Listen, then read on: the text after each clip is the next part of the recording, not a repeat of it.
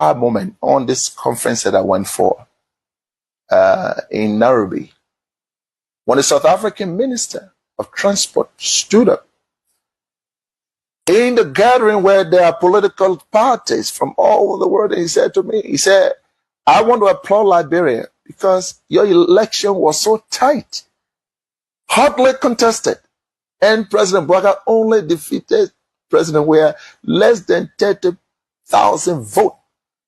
And yet, President Weah conceded.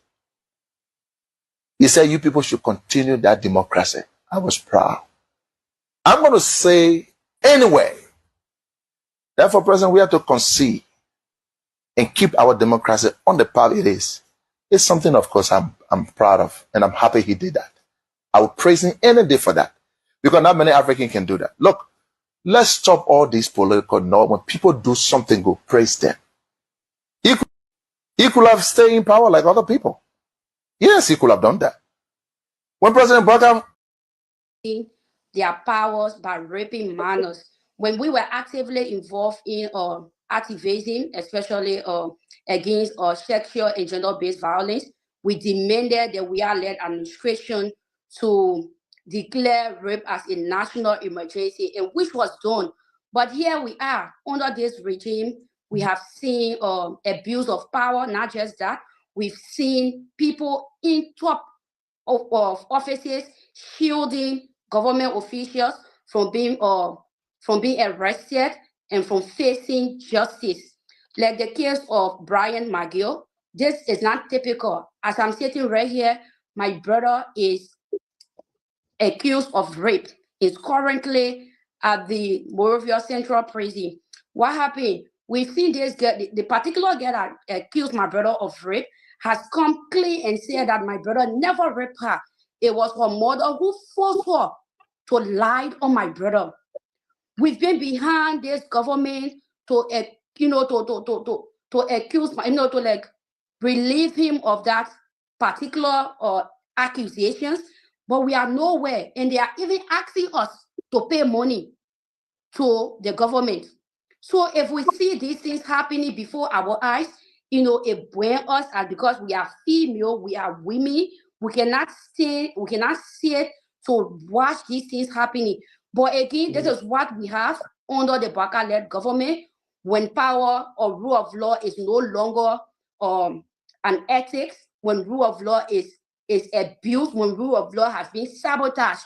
So what I can say is, it hurts my heart, because not just because I'm a female, but also I'm a mother. Coming up, we were, there are a lot of things that we were introduced to when we were coming up. And some of us, we cannot say we were abused, but some of our friends that we grew up with, as are victims of sexual abuse, of rape. And today, they have not even like healed from the rape or the stigmatization. And today you have people in government raping young women, babies. That is so much, so much disgusting. And what is disgusting? What is disgusting is to see Gogrick come on backing a rapist. That is the most disgusting and disheartening thing I've ever seen in my life. Maybe one can say that Gogrick and Bryant are involved into sodomizing young men, because it is alleged that Gogrick is a rape, is a gay. So it is clear that Brian knows something about Gogrick, Gogrick now it is his turn to back Bryant. Thank you so much, distinguished colleagues. Because we have other topics to touch, we'll just use the next at least maybe 30 seconds or so. 30 seconds to just kind of like round this whole rape issue up. I have a report here, and this report is really damaging to the extent where in Lofa County, about 500 girls, kids who should be going to school. We are looking at the video where brother Wilmot and then to our sister and move on to Onogodobayu. You're listening to this. This is scary. She's on the path of destroying everything to the point that you subjected children under age. Thank you. To such an embarrassing situation.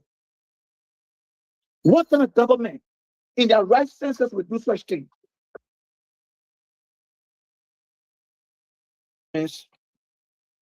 Whatever this government is doing, it's not surprising. Right? Like my colleague from Euro just said, nothing here is surprising. I'm sorry. Are you getting me? Yeah, I'm sorry. Okay.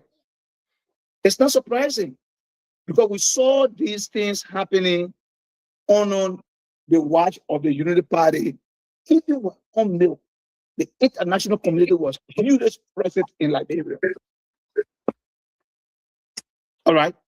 We saw these things happening. I can remember at a certain point in time, because Manasseh Livden being the president and being a female, pushed hard for the female generated or issues on the global scene. And I think at a certain point in time, it was banned. Today in this regime, it has resurfaced. Why would you subject children at that age to such a condition? Okay? And you want that girl to have a good image on the global scene. Everything of our government that's supposed to be a morale for our nation as Liberian Gurus to be proud, this government will destroy all. She's on the path of destroying everything to the point that you subjected children under age. Thank you. To such an embarrassing situation. Talk to Spoon, because Spoon fool the people in the book of Braga. Yes, you told them you told people that have been having 45 years experience. And see what's going on here. See what's going on here. What's going on here? You want to lock the camera? It's very tough. Very tough. When you say things are tough, what do you mean? To get money, young man. You want to lock the camera? To get money. You see the time? To get money high right now? One. Yes. See the US way. And the man with a 45 years experience, it's just a bluff. For nothing experience there. For nothing experience, Braga brought you to the people here. You see, when you see all these police running behind you, taking your market, how people eat. Just my school coming open now. School just tell my school coming open. And I want for you to go and tell Braga, you are from school, you tell Braga, you should put your experience into use. Put your experience into use. We can see your experience. 45 years experience, but more.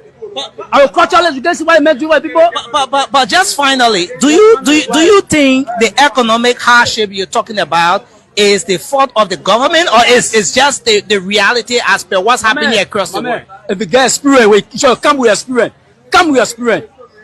Come with experience. Not just about more 45 years experience. Guess what on the dogger? They get no experience. That's so nothing for the first experience. Okay, thank you very much. Why any? My name is Favor. Okay, Favor. Okay, so what you will say to your government? The country is so hard for us and our parents. We are not going to school or children. We are saying for this time. My mother said 20 o'clock to finish. It can be hard. My mother not affording for me to send me to school. So we want for the government to make everything so for us, for our mother to afford to send us to school. You going to school? No. You're not going to school right now? Yeah. You said what's your name, Favor? So what kind of business your mom doing? Kobo. She's doing Kobo business. She's selling across there, all the way on the other side. Yeah. Your man know like talking to Spoon TV right now. No.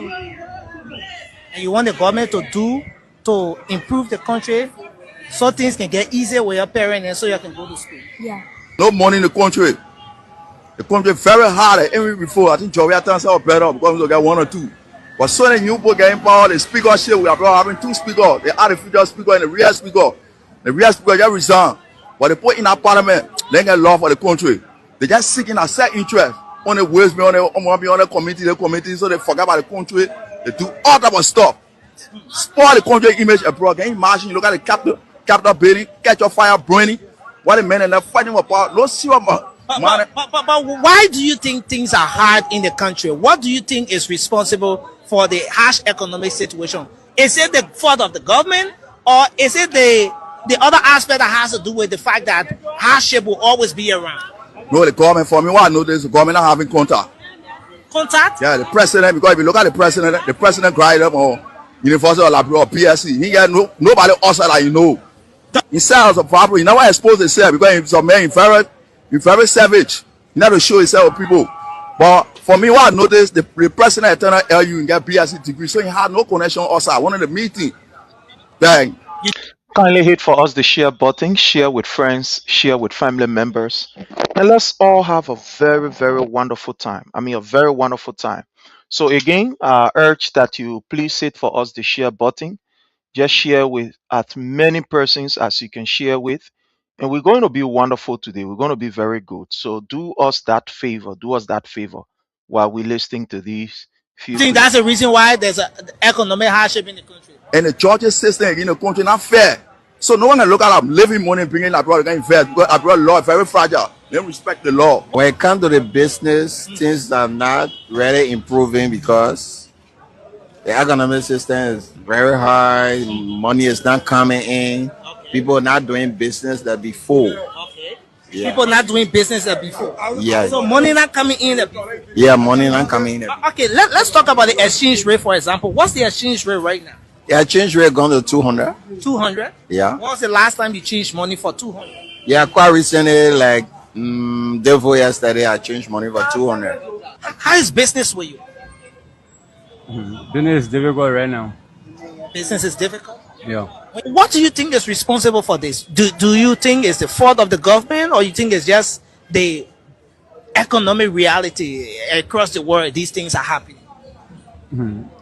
I think it's the government because the government need to put mechanism into place to make the economic condition better for the people. So I'll blame the government. Okay. So you think the government is at fault? Yeah. What do you make of the economic situation in the country? Everything is very hard. Just fortunate to make level at all. I'm Willie Zoe, Okay. chairman of Banana Island. So how do you call this place? Banana Island? Yeah, Banana Island. Banana So Island. where does Banana Island start from? It's starting right here. Oh, from right here? Yeah. So into that place. Yeah, yeah. The entire Banana Island. yeah, Well, why did you call this place Banana Island? Because we surrounded by water. You see there? And the water, yeah. So now you see the pool water coming from so, but it get come up here, so it's surrounded from the island. Oh wow! Now, how is All right, business with you? welcome to all. As we are Welcome talking to you, to all business of is you. hard. Business is hard. Doesn't collect. Thank God you reach on the street. Now, you spoke about the economy being very tough. They're not really buying from you. What do you think? Is it the fault of the government, or is it just the economic reality? Is it something that's just happening? All right, so fellow Liberians, home and abroad, as usual, we want to use this time to extend our thanks and appreciation to all of you. We want to appreciate you for being on here. And we want to say to you, please do us a favor. And that favor that we want you to do for us is to hit for us the share button so that we get started. I want to use this time to welcome all of you in a special way. Let me say to Justice D. Baker, thank you so much for joining us. We do appreciate you. Due Salah, thank you so much, Due Salah. I want to welcome Moose Cassell. Thank you so much for joining us. It's a privilege for us to have you here. Ralph D. Wilson, how are you? I want to welcome you, Ralph. Thank you so much. I want to welcome our own Director of Research, the Honorable Christopher Water Tubazi. I want to welcome our sister, Julie. Julie, the last time I said I want to take the number so that I can just add you to the chat room and give you an easy access to the link. But I want to welcome our sister, Julie. Thank you so much for joining us. Randa Morris, thank you so much. We appreciate your presence. I mean, all of you that are joining us from everywhere, want to say welcome to all of you. As usual, we say kindly hit for us the share button. Thank you so much for joining us. We do appreciate you. we want to say you are highly welcome. Thank you so very kindly. So again, we say hit for us the share button and let's have a wonderful time. Pastor Success AB Dennis, welcome, sir. How are you? Thank you, Mr. Sherry. I'm doing pretty good. I'm fine. Everything is okay. As the weather from your end. I mean, the snow is giving us Yeah, the hell. snow. Yeah. The snow. By the time I leave in my garage, I'm in 4-wheel. Wow. Yeah. That's how it is. I Okay. engage, even my driveway, I'm in 4-wheel. Because I Wow. clean it clear. So it's been snowing so badly. I know. So, fellow Liberians, we want to say to you out there, we're begging you, keep safe, be safe. We want to say, please, we hold your foot.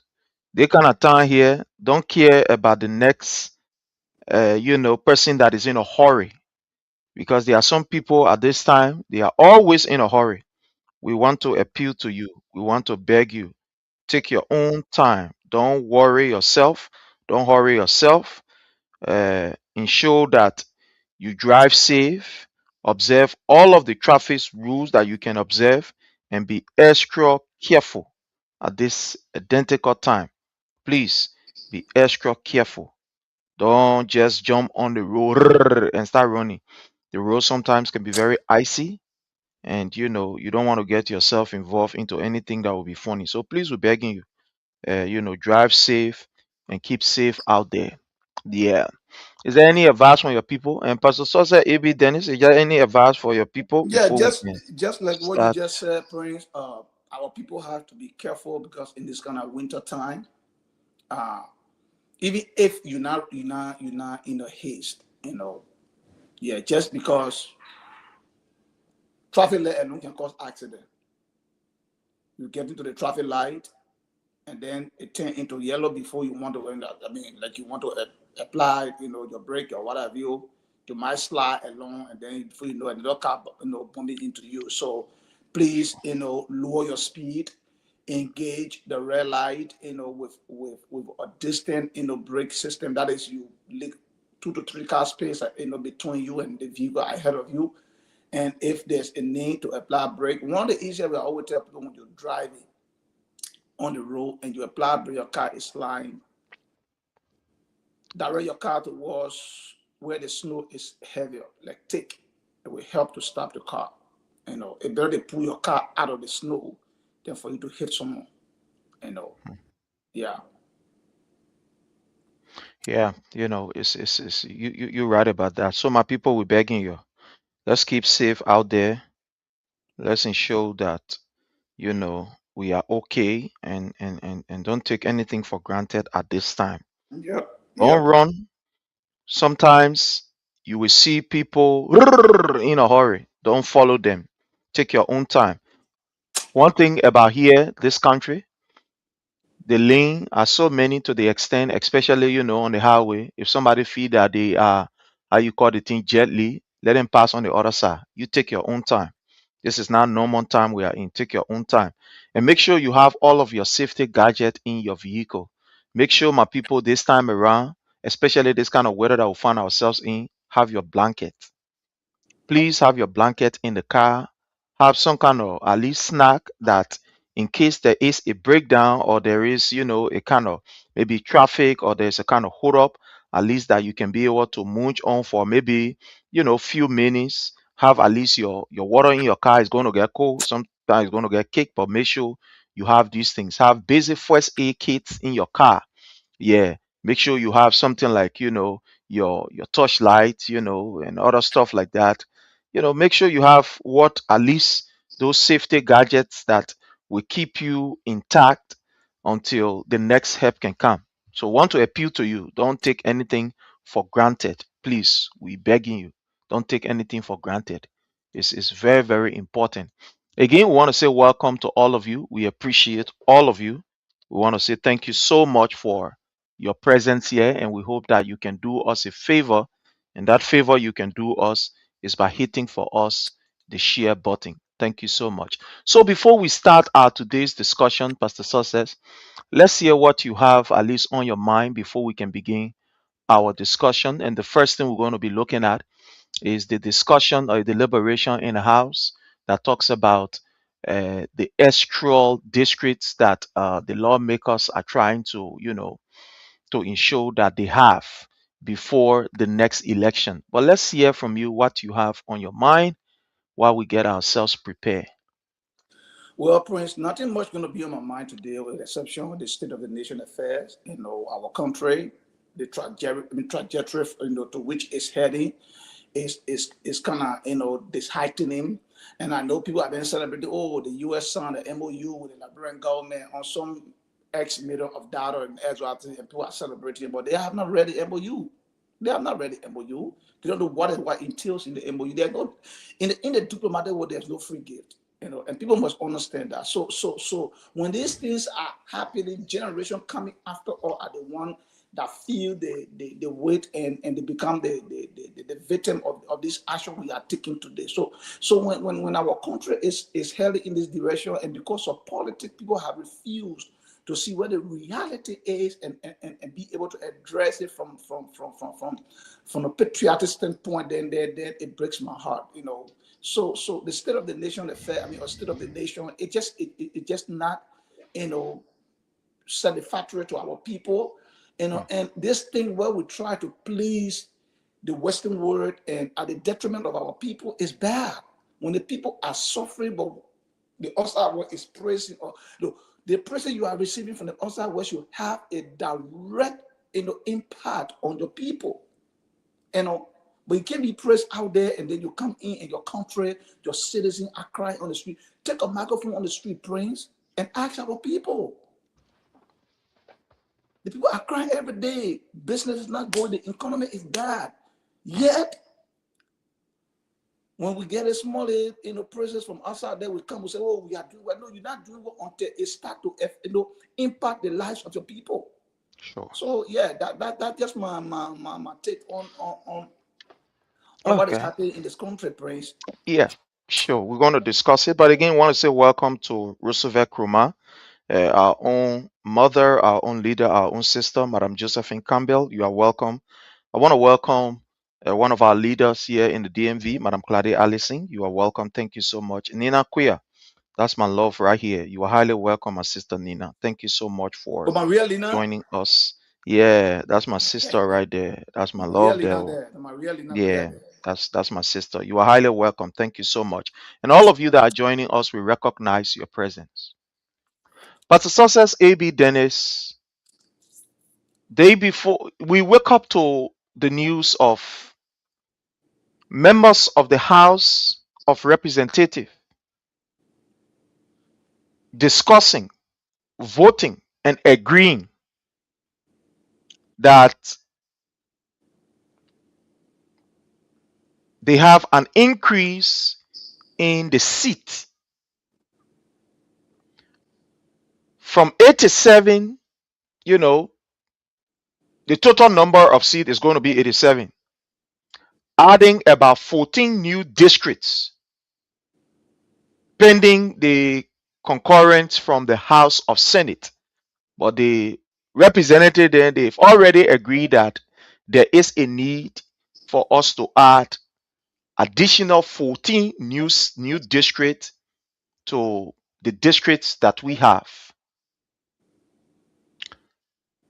This is a developing news. We want to hear from you. What is your own take relative to the deliberation from the representatives, adding 14 new seats to the already seats that we have? Let's hear from you, sir. Okay, Prince, thank you. So I will address this issue of this additional seat from two perspectives. One, I will look at the legal side in keeping with the Constitution, and then I will look at the moral side. So, was it 2022 year we conducted a census, right? Yeah.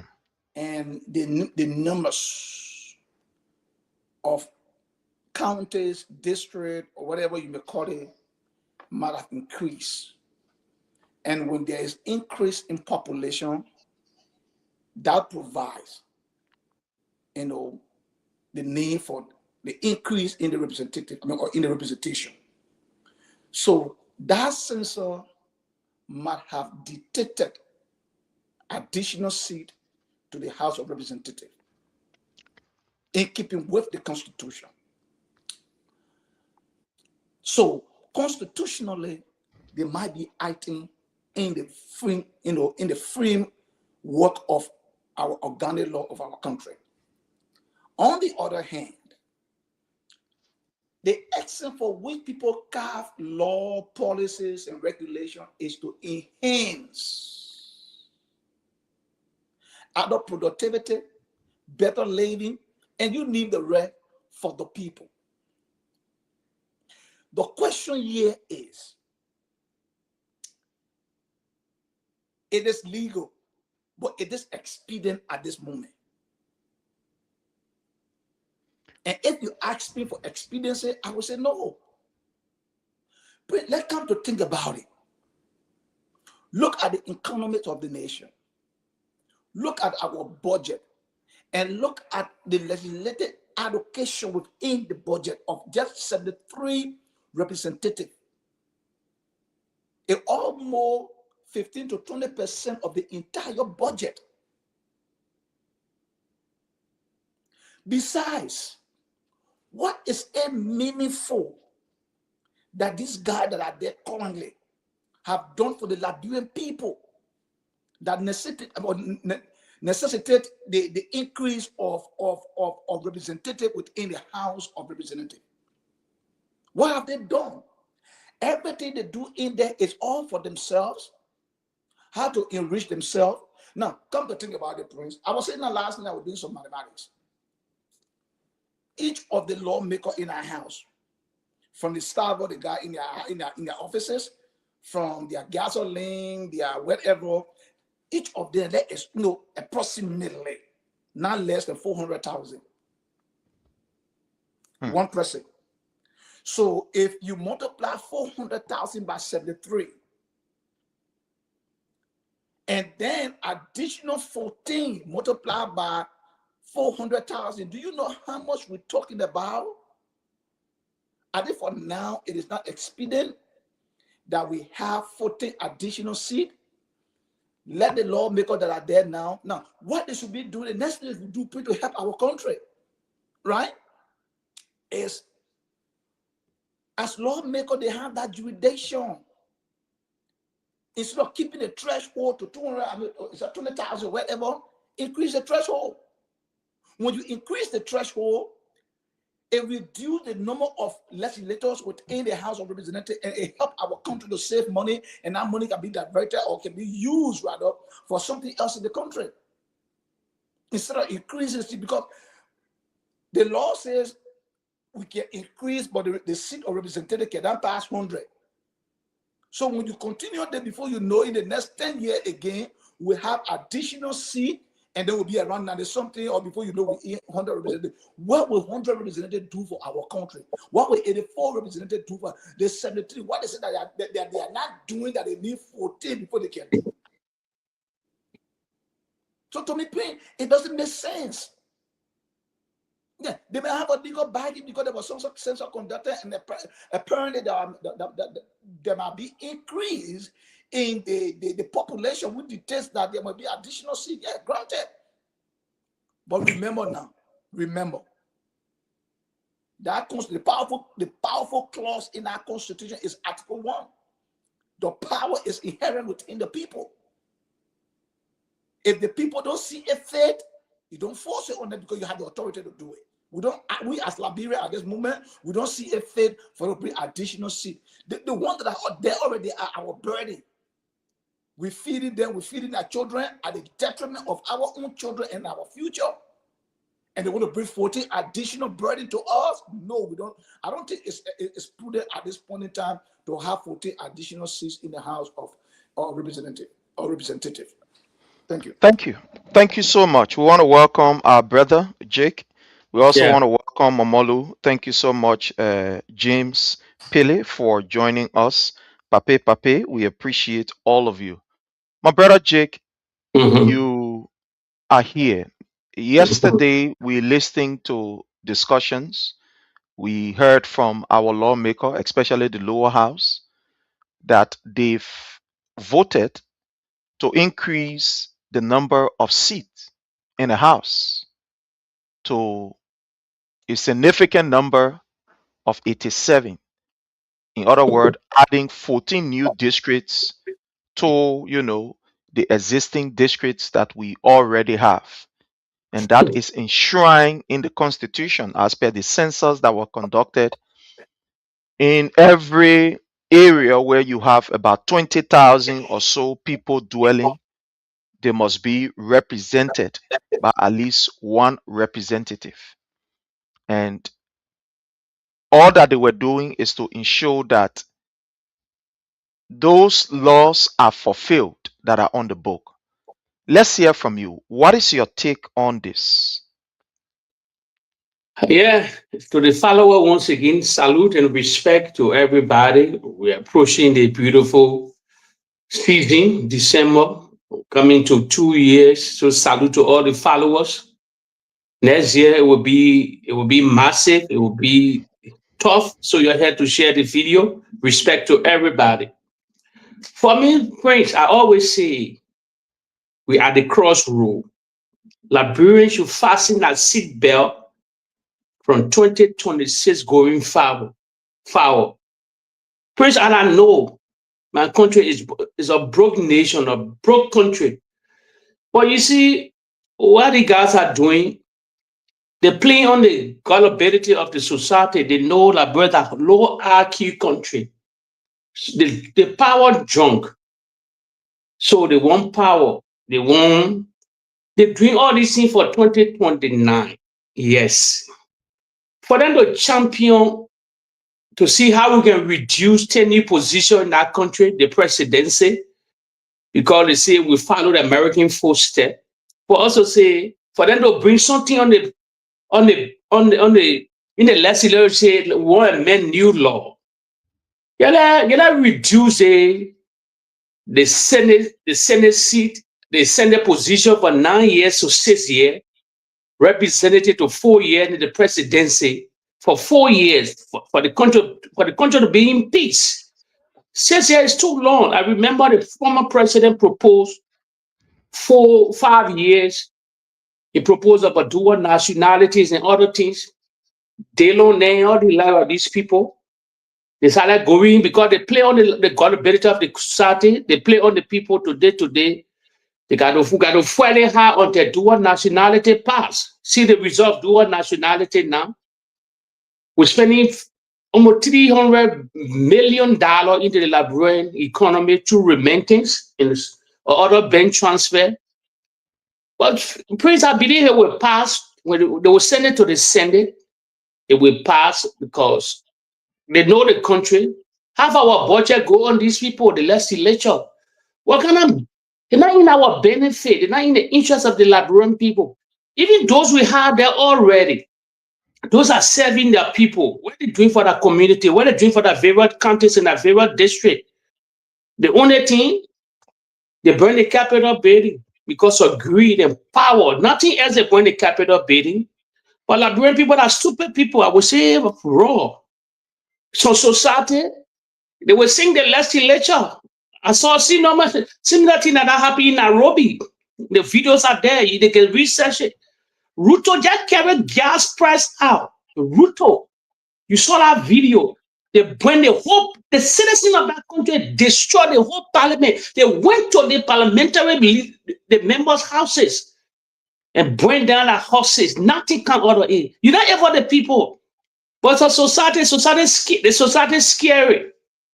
So it will pass. They will not benefit nobody. They're just looking for money. And they only empower themselves for 2029. It's all about power. If you look at the real what at this time, 2 years into the presidency now, why they won't add another 14? I know it's a 4 coming from Monserrato County extra. 4 from Monserrato County alone. They're not in the interest of nobody. It's in the interest of them. That's why they have Eugene speak up. So the Speaker, Kune want to retain power. They want to stay on there. When I tell you they gotta get bigger plane that unfolding now in front of the Liberian people. I said the people biggest fear, Prince. The judge that were not in their race, the judge were not taking to come back into politics. All the things will not be happening because they know the man is the only man standing to that rule. So they're doing everything possible. Everything possible. We start flagging about there will be nothing they call 2029, the military will get involved. We start flagging a lot of things there. They were looking at ancient government, we're looking at ancient government. So we're going ahead of them at every aspect. So now they're formulating another strategy again for the legislature. But it's ugly. It's not a good thing for the society. It's a burden on the country. The country will have serious health problem. The country, our healthcare system is broken down. We don't even have good infrastructure in the country. We don't have our roads connected. We are suffering. No good electricity. Investors not coming to the country and then you say you carry budget up. How you say you adding another legislature. You want 14 to add to you people to be for what reason? But the Liberian people serious that the weight of the people, they put the people there to represent them. Now the countries they should be telling the citizens, they should be telling the legislature now, no, we don't want that particular proposal, we don't want that idea to even come from your mouth. It should be protesting now. It's not about party again. It's about the country. It's not about special political party. It's about the country. So, Prince, it will happen. I believe the lesson. They send it with pass it. They will seal it and they pass it to the president. The president, that Buffon, is a puppet to be real. You're not in control. You will just go and sign it. Joseph Boakai. So be campaigning for the president. You'll be 85. You should be campaigning to sell legacy, to say, let's see, let's bring the president will be campaigning, saying, let's bring tenureship down. Let's bring the presidency down. It's too long. That's one of the fight the president should fight for. To safeguard our nation. He leaving his children, he will leave his children beyond. But they don't think on the thing because Liberian men don't think about leaving property beyond for their children. It happened to us. Today we're suffering. Today we're struggling in the West, in the Western world, Prince, all of us. We travel through the Liberian Civil War. We putting things for ourselves. But other countries, parents leave things for their children. But 75% of Liberians' family, our parents, they never left something for us. Never. That's why today we are suffering. Imagine at that time the people get more than 7, 8 children. They even get 15 good horses for themselves. What they leave for us, nothing they left for us. So that's why you see the tension on the Liberian citizen, hardship in the country because parents, they were only thinking about themselves. That the same society today, they're not thinking about the next generation of Liberians. That's the society we're in. We don't think about the next generation. You live in the Western world, Prince, I live in the Western world. The people are thinking about 20, 30 years to come. They will not be alive a lot of time, but the setting things in order for the next generation to take over. But for our society, we don't do it that we don't do it that way. We only find for ourselves today to enjoy today. Then we will not hear no more. Our names, a lot of names in our society perish today. You don't see names, but if you look at the Western world and other countries in Africa, you see family. They give wealth to other people to take care of it. But our society, yeah, the legislature in there, Prince. They're doing all kind of things, adding 14. Look at our wage bill. We get highest wage bill. Because how much, I think on early in that time, they were making 15,000. Senator represented 10,000.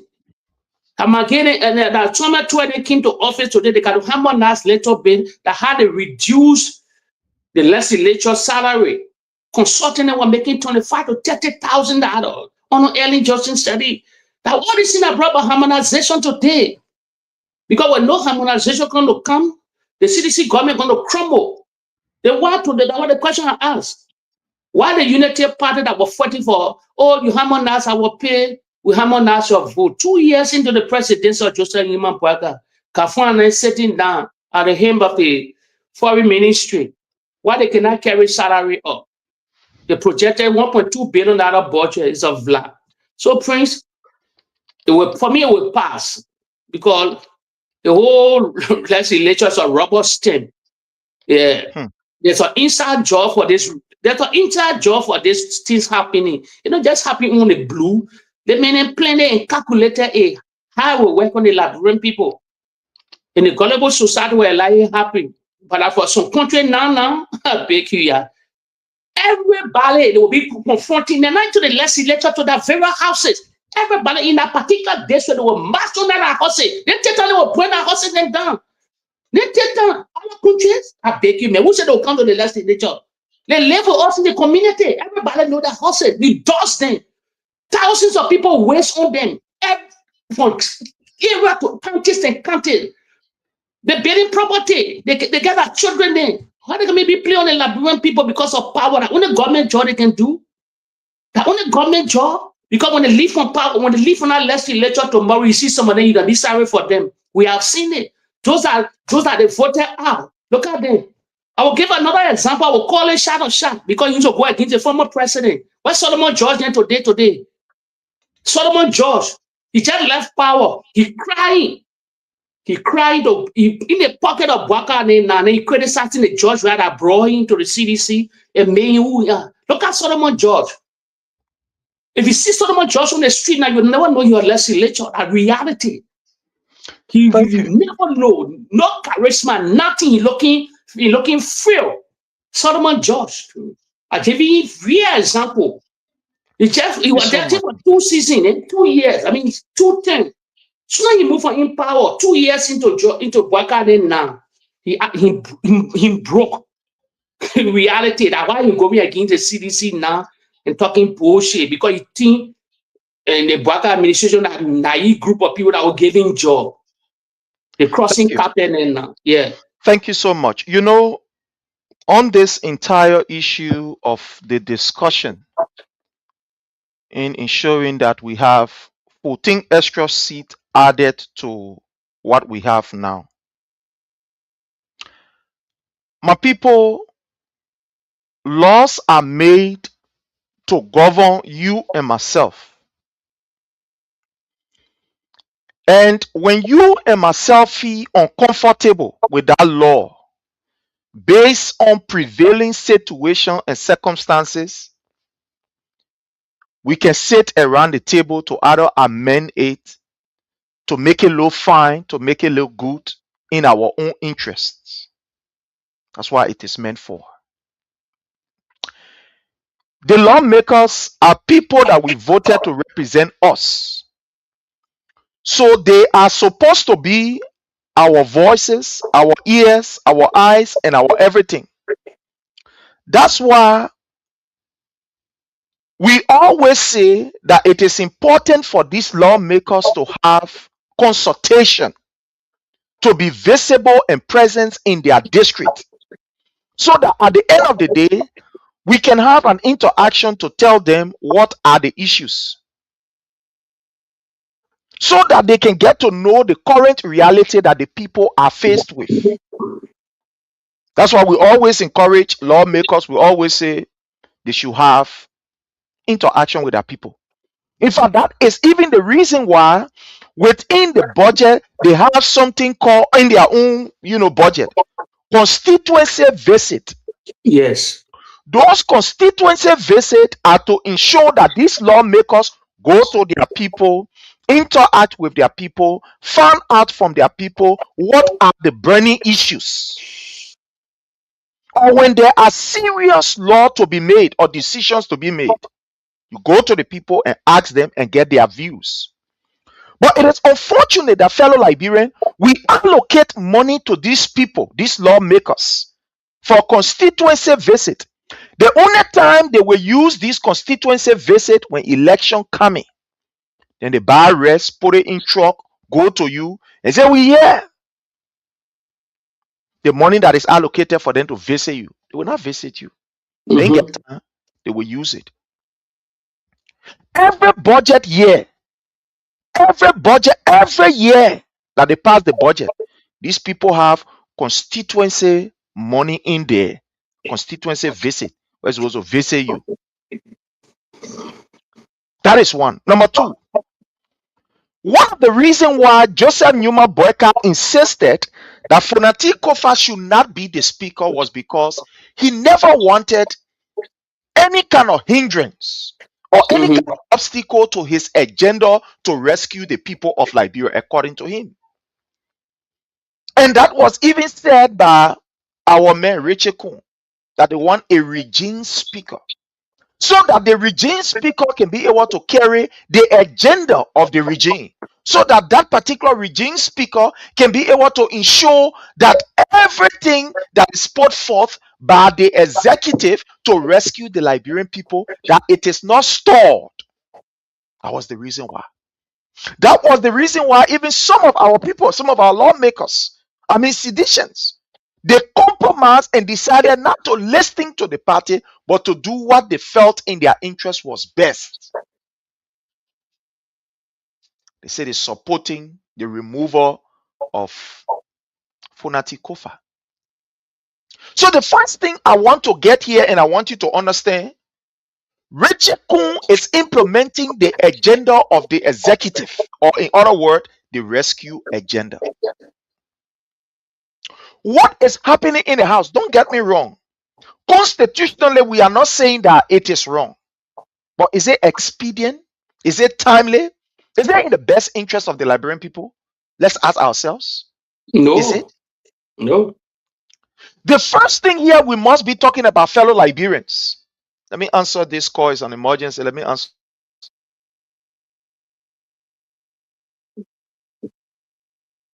Yeah, followers, our Prince is on the phone. He will be back. Prince asked the question, are this in the interest of the Liberian people? But you gotta look at the real picture. They're not in the interest of our people. They think for now. The people calculated this thing. Who the president of the Senate is? Jeremiah Kuhn is the president of the Senate. He want to be president by all costs. So the calculator plan. Yeah, so as I was saying, fellow Liberians, as I was saying, this particular government has put in place a regime speaker to ensure that their agenda are put forth and they are not hindered at all in any form, way, or manner. So Richard Kuhn is implementing the agenda of the executive, Joseph Nyuma Boakai, for the country, quote unquote rescue agenda. Let's look, for example, at this particular increase that they are talking about. In every district, you know what you are going to have. For example, let's just give ourselves a kind of breakdown of what we have here. For Grand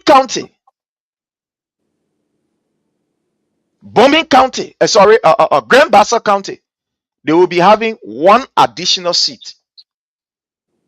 Bon County will be having 2. You know, when you look here, you are going to see the seats that they will be having. They are going to see. Yeah, read it out. Seat. So yeah, you read for all the population increase because it's right there. Yeah, yeah. What is the population increase of Bon and Grand Bassa?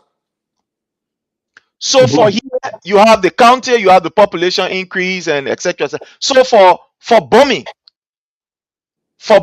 according to the 2022 census, they are 13,003. Sorry. For Bomi, I'm sorry. 133,705. That is 2.5% increase in the population. The number of representative seats that they are supposed to have in Bomi, according to the population of 2022, is 1. They should have 1 seat. When you look at Bon County,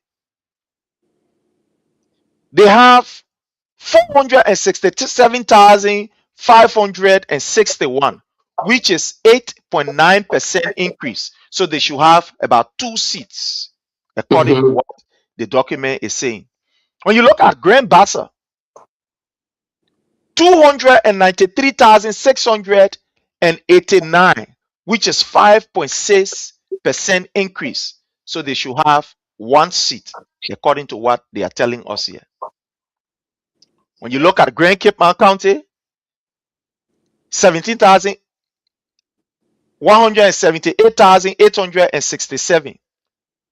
When you look at Grand Jida, now how much they get Grand Cape Mount 1 or 2? Grand Cape Mount get 1. Okay. Yeah. Grand Cape Mount get 1. Grand Cape Mount get 1 here.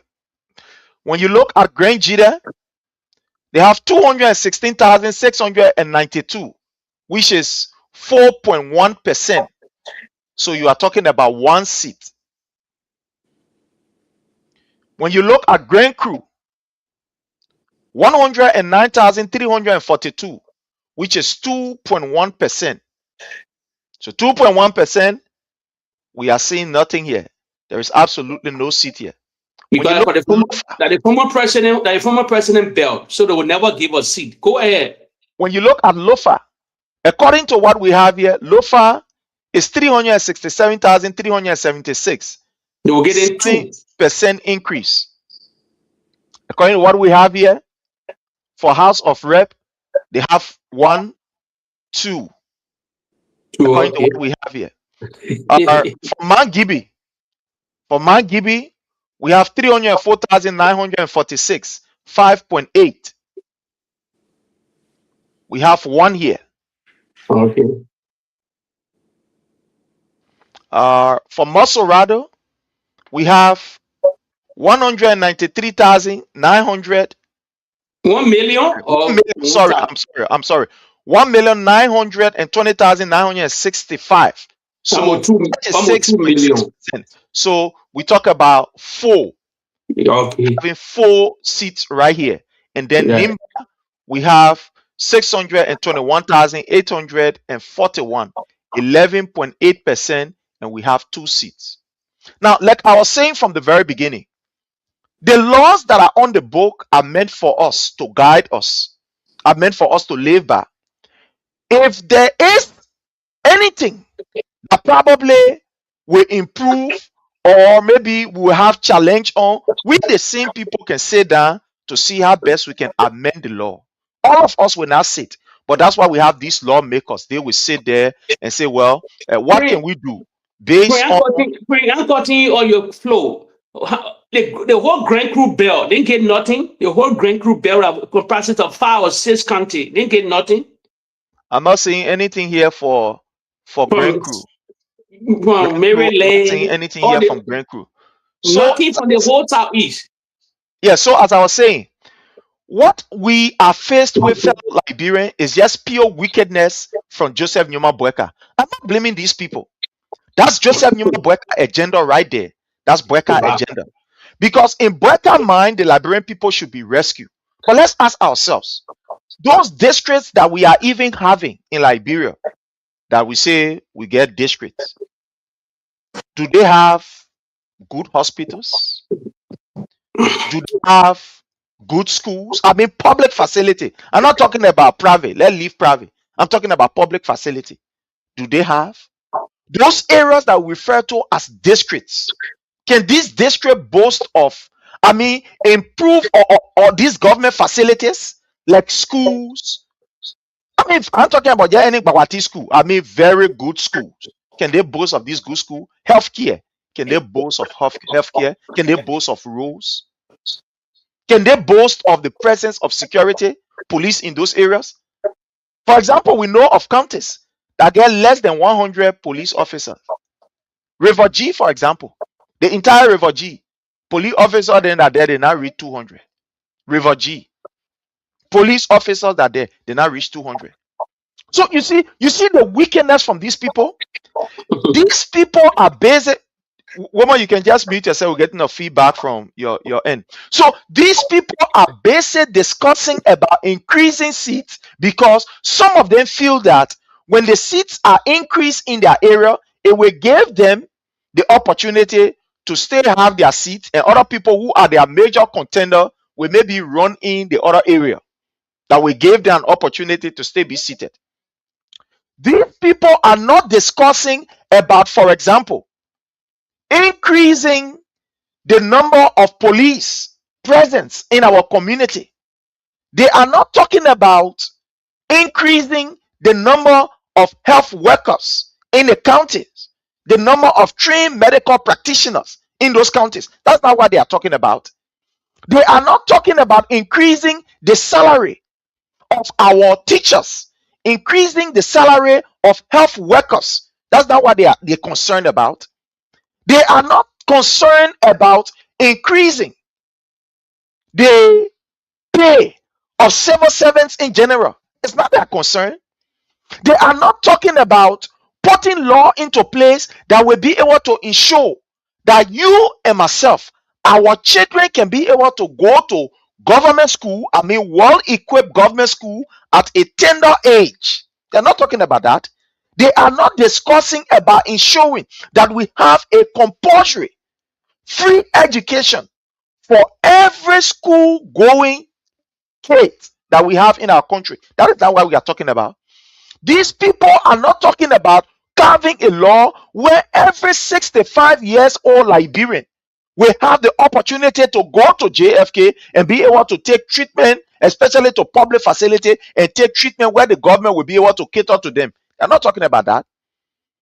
These people are not talking about giving, for example, pregnant women the opportunity to work in any hospital in Liberia, whether be a private or whether be a public, to go to any hospital and take medical treatment where they will not at least be where they will not be arrested, so to speak, by the system. They're not talking about that.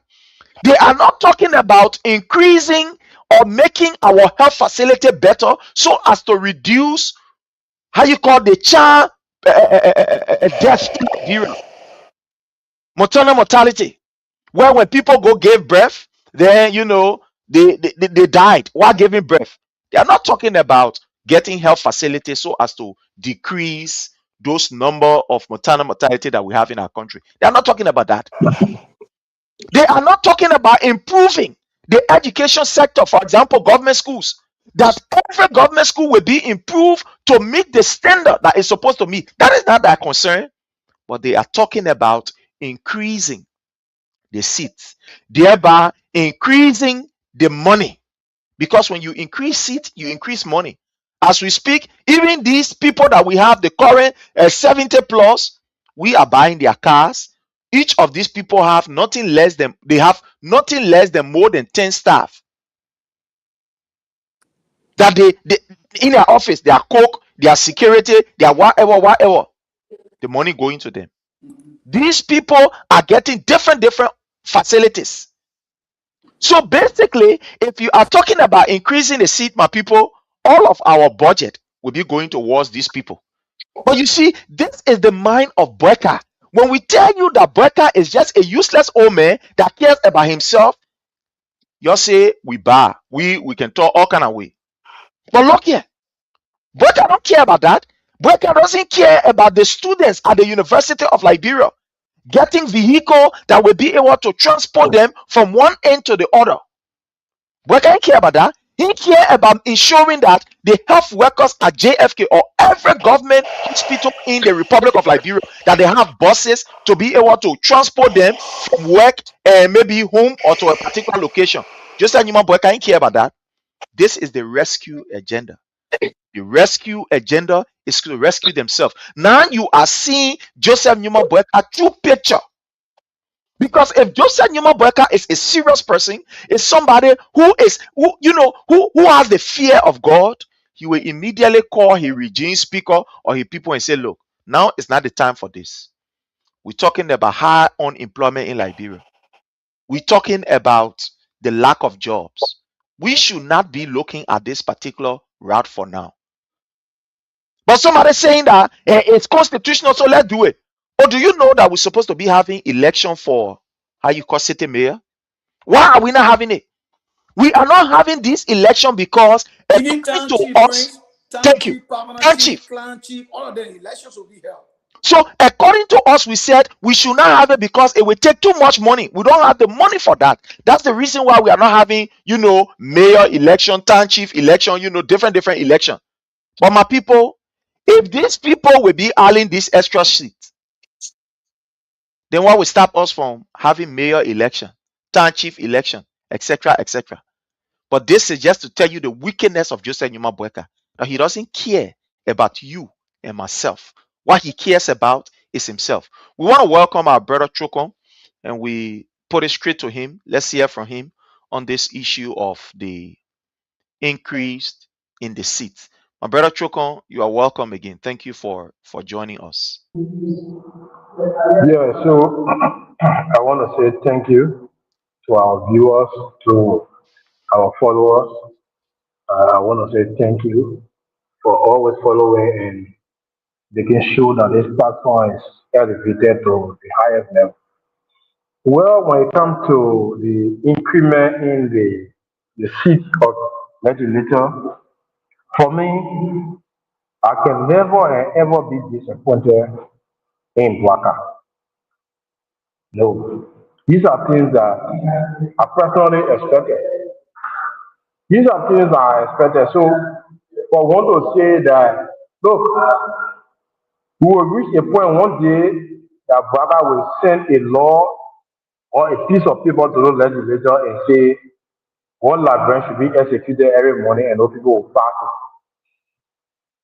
That is common. I strongly believe that is everybody. The first thing brother makes sure that the entire legislature is in charge of those guys.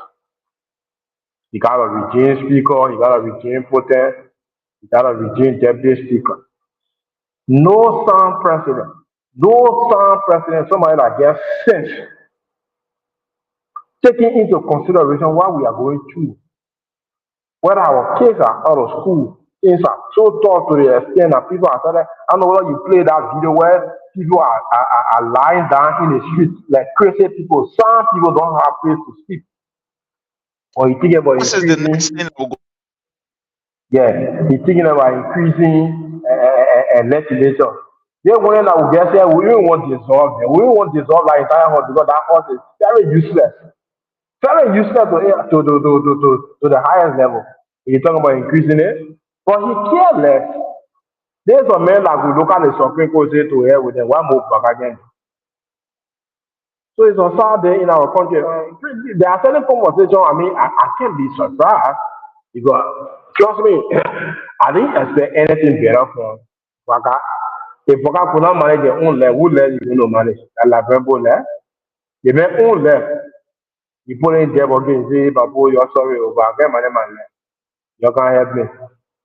That somebody left your money. So the people are expecting maybe something positive from Boakai are the people that will be disappointed. But for me, I can never ever be disappointed in Boakai because I expect all of these power governance issues. That is my expectation. And so thank you. Thank you so much. My brother Jake just ran up on this particular issue. Do you think that this particular? Let me run up. Let me ask you. Do you think this particular bill or what these guys are voting upon does it really represent the rescue agenda? No, it not representing Liberia. Not me rescue. Not representing the country. No Liberian. If you go on the street, you take your microphone now. You ask people. Nobody, maybe when if you have 10,000 people, maybe 100 will say they want it because probably they within the part of even the rescue mission, even people that support the United Party, they want the crap. But please, let me ask you a question. Let me ask you a political owner too. And now you're looking, I will not blame the president for this one. Let's play the devil advocate here. We get 3 branches of government, the separate branch of government, the first branch of government. They coming out of this, they're planning to come with their particular things that they're putting on the country. Then when the Senate pass it, they will carry it to the president for the president to sign it.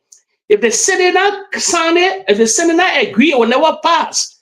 All led to the Senate now. So it left with those, it left with the people that in a various district that get a senator then now to start calling upon them now and say, listen, that crap, the speaker break into you're gonna chunk it in the garbage. You're gonna chunk that bullshit all of your Senate hall.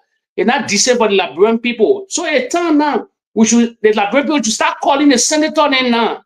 The man I allow that thing. But my question to you now, for me, I see a political honor tune for power.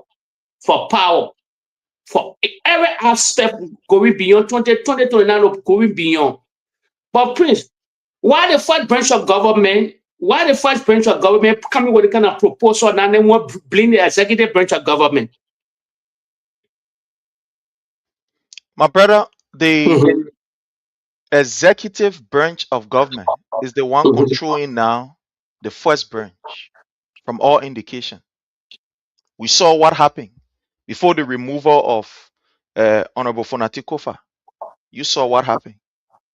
You saw the struggle where Joseph Nyuma Boakai and everything was involved into it, where we saw the executive spending money in order to remove him.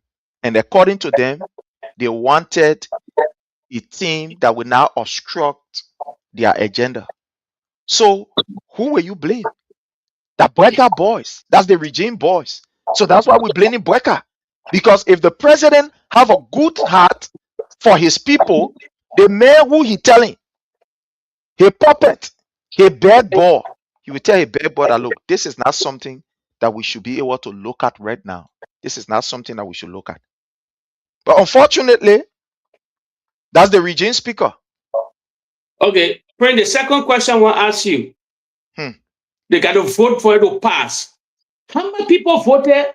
Let me ask you, that Liberian, because we don't have a data system, we're not digital, that's a problem. Other nations, we will know who vote against it, who vote for this and who vote against it. I had sometimes the people in parliament, other places, they vote for that senator, that representative. When you support this kind of thing, we wait for you for the election, we put it against you.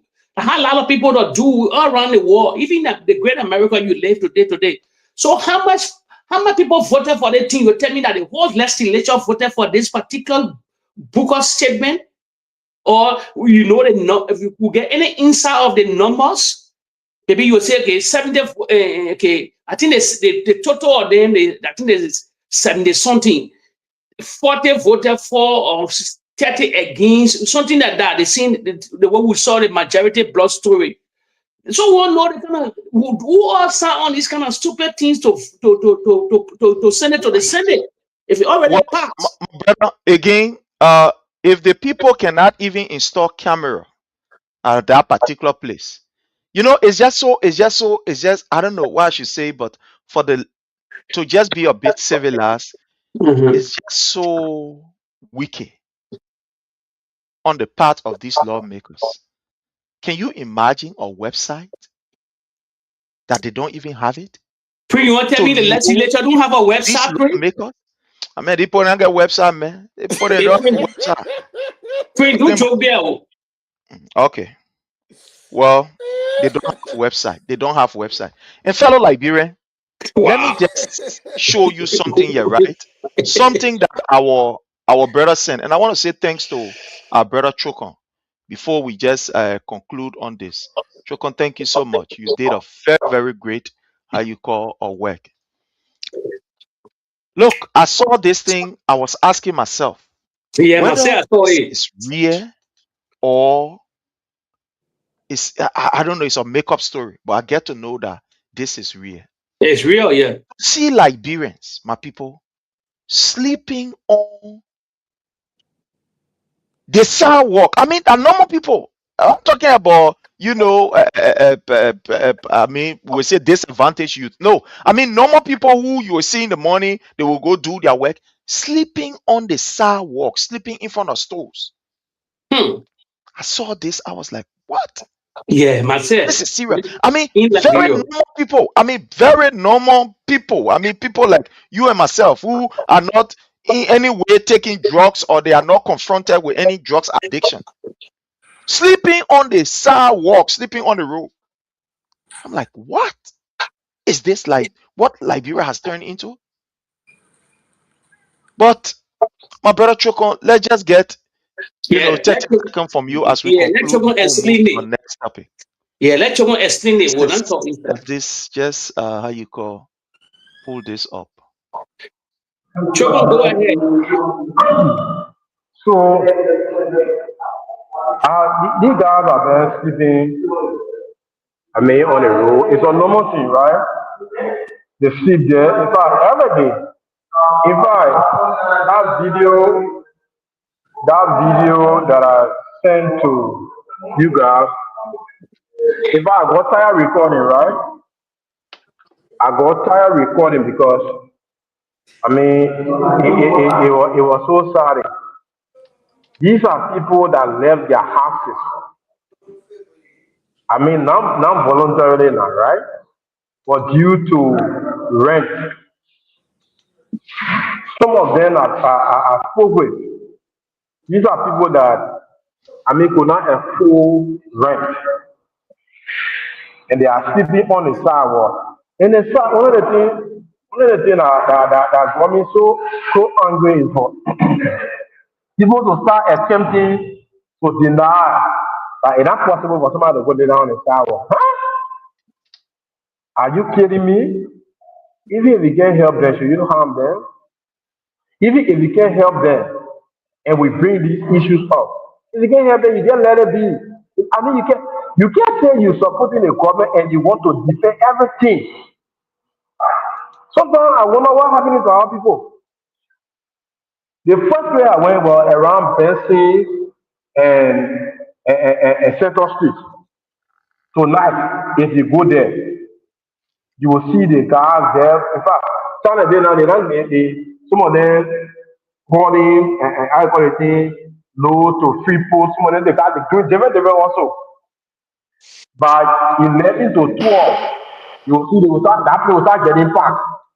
They will come there, they will be sitting on the sidewalk, observing the terrain. And, because from 11 to around 1, 2, like that, by that time the street empty. Then now they will spread the things and lay down. So money by 5 o'clock, then they will wake up and go do their normal hustle. You see that video that I recorded? I recorded that video around 2. Around 2. Those guys, they plenty. I mean, in fact, I call it when you go to a UN draft in Jerry Street around the National Disaster Management, yeah, they can also be there on the sidewalk, lying down. They will spread a bedsheet, they want to get cartoon, they will lay down, and they lay down on it. By 5 o'clock, they wake up and go to the government toilet. That one government toilet around Central Street. When you even see the water those guys can stay by with, that is toilet red, that is well red. Dirty and stink. The very dirty water the people can use to flush the public latrine is the water they can stay by with. When they finish taking bath, they buy those $20, $10 ticket, t-shirt thing, wear it, and go on the hustle for the next day. So that's how they are living. These are normal people. These are not stressed people. And to say, oh, the people taking drugs more. To say they're taking drugs, no, these are not drug addicts. These are not drug addicts. These are normal people you're looking at over there. So normal people. In fact, there are 3 different videos. When you go, you'll see them lying down. Yes, you'll see them lying down. These are not drug addicts. Where the drug addicts are sleeping, it is in the graveyard, in the grave. They want to find laying on the sidewalk because you see some of them got a phone, some of them got a live body phone there, some of them got live money there. So they don't want to go among those drug addicts because when you go among those drug addicts, they will definitely see their live phone, probably they carry there on them. For those one are taking drugs, they can sleep, they can bust a grave and lay down inside. For the minute you find laying down here, that the hospital then. And they want to like all people low car, to different hospitals. Some of them you go around asking people to wash their clothes, and different hospitals. That's why they are involved with. In the evening time, they go to the bar and go, and they see on the sidewalk. So that's how they are living. So some of the guys are wheelbarrow boys and things, you know. Yeah. Yeah, we Look, barrel ball, different also they are involved with. Yeah. look here. Follow up. And this is real, my people. This is no joke. This is real. I You like have that. people who Like are it. very normal. Look here. These are very normal people. I mean, normal, very Yeah. normal people. And please don't forget, Wow. salute to you for the documentary. Do more. Listen, a lot of people in the Western world, other people around the world, NGO, all these great people, that they kind of video they like to see. Like there's a hidden story beyond Liberia that Liberia people like to talk about. Because I always tell people, just beside this group of people, they get a lot of great people have been abandoned in the country. For example, the blind, the disabled, the albino, everybody abandoned this society. So it's a healing thing here. And pray you forget, you must not forget, these people, majority of the guys that you see they sleep in the street, they get their children. They abandoned because of hardship, because of hard, tough things. The women drove them out of their houses, out of their places. This video is very shocking. It's shocking. Documentary, very, very important. Don't let nobody deter you. I've seen documentary all part of the world. They get people going to different countries around the world to make a lot of documentary. So if you cut it like document, if you do this, you start putting pieces together in different scenarios, different situations. Not only the homeless, different arena, the gold mine, the bad labor practice in the country. All these is very, very important to the Western world. These are documents that people can come and help the people of Liberia. They might not take it for a joke. They might not take it and say, oh, because of politics. They leave politics on the team. We don't know these guys are not talking about politics. These guys are laying down the street. They don't talk about political party. No, don't see these people laying down the street. They are all from different background, from different relations, different faith. So this, I like the documentary. Continuously, yeah, do it more. As you do it more, you send it to someone. Oh yeah, we got a lot of NGO there. We get a lot of great people there. Yeah, we relate to them. Yeah, we in Europe. Yeah, we relate. These are the kind of people that can get help to Liberia. This awakening call. So this beyond the scene. Remember, there's not about exposing government. No, it's reality. That's the thing that Liberian people facing. Wow. Thank you so much, my brother. Thank you so much. This is really, these videos are not something that you are looking at that is AR. No, this is reality. This is reality. These are normal people who you will see in the morning. They will go and take bath. They have, like Jake said, they have their children. They have their family. Some of them, because they can't really, they don't have job, can't afford for the family.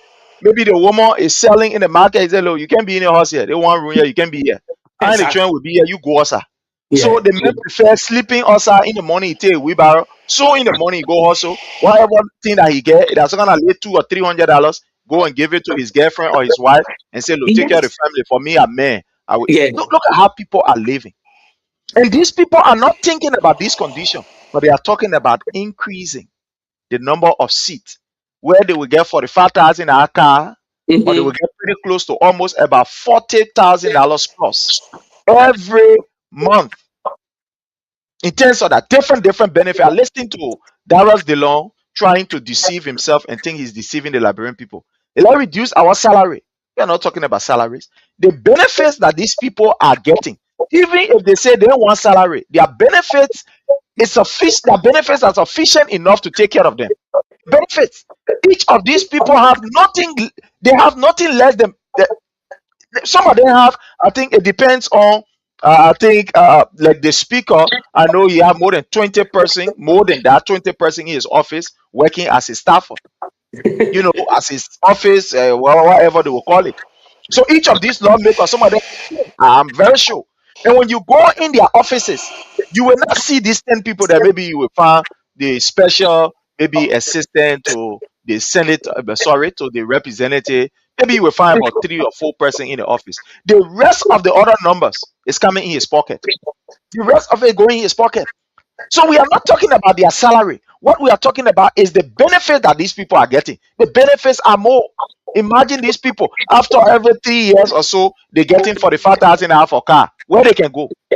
Where these people can go? Even those ones that travel out, I mean, that have their constituents in the counties. How many times do these people visit this county? Do they go there with these cars? They don't. You're talking about after 3 years they get 45,000. Every budget year, these people get nothing less than from 35,000 up to 50,000 United States dollar for constituency project, legislative project. What project do you see the guy carry on? You take 45,000, you go to one or pit latrine, and you say you have conducted or legislative project, and that is why these guys have refused for that house to be audited, because you cannot use national or state resources at your own in the world and pleasure without any accountability. Wow. So they want to bring 14 additional human beings to bring more. But now forget about the salary and the per diem or the wherever or the benefit. Bring for 35,000. I would take the bare minimum because it never go below 35,000, but 35,000 times 73 plus additional 35,000 times 14 out of 73. Do you know how much we're talking about here? Legislative project that we can never see. Okay, so this thing like my bro or women were just saying, it's not just about politics. You know how to face the reality. All right, these guys on the street, Prince. How much it will cost? How much it will cost our lawmaker or the government to put into the budget some funding that will build a national rehabilitation center that will not be for NGO, that will not be for private people, it will be for government. And government will start to engage people on the street, arresting them from the street, and not even that begging about arresting them from the street and taking them somewhere to rehabilitate them and make them meaningful people in the society. No, but these people are coming, Pastor Sasa. No, these people are not even disadvantaged. They are normal people. They are not in a situation, right? But if the government cannot pay attention to this kind of people who need those rehabilitation, what much more about people that hustle on a daily basis, but because they cannot afford the income they're getting from the hustle, cannot afford a rent, they are sleeping on the street. I know. And this even remind me, Pastor Sasa, this even remind me. Let's take for an example. Here in America, these things happen, where people, we sleep in our cars and etc., etc. But the government or these different facilities they have around, they call it halfway house, where people will go there, sleep. Some people will pay like $10, Some you pay just for the maintenance of the area. You pay, you go and sleep there. In Liberia, our government is not even thinking about that. Joseph Nyuma Boakai is paying $10 million home in Foya. And in Morovia, or in those counties, you don't even have one rescue house. Even they can refer to it as a rescue house, where you build a very big, very big house, maybe with different beds. People who don't have place to sleep, they can go there during the night and be able to sleep in the morning, and go and do their normal thing.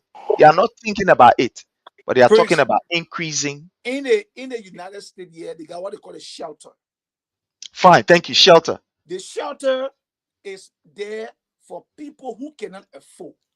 Now, back when we say low income housing facility, right?